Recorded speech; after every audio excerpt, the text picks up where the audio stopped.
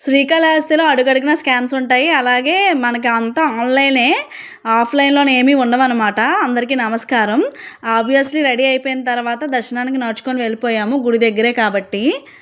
మేము రాహుకేతువుల పూజ చేయించాలి అనుకున్నాము.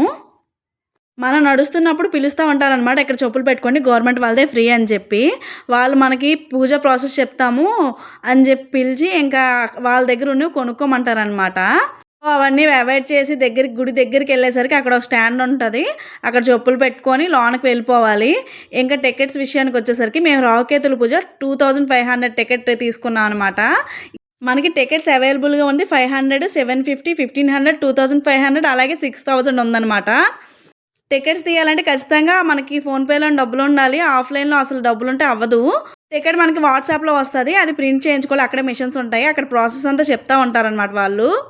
పూజ మేము కరెక్ట్‌గా రాహుకాలంలో చేయించుకున్నాము. ఆ రోజు రాహుకాలం 9-10:30 వరకు. ఇంతే వీడియో. లైక్ చేసి సబ్స్క్రైబ్ చేసుకోవడం మర్చిపోకండి ప్లీజ్.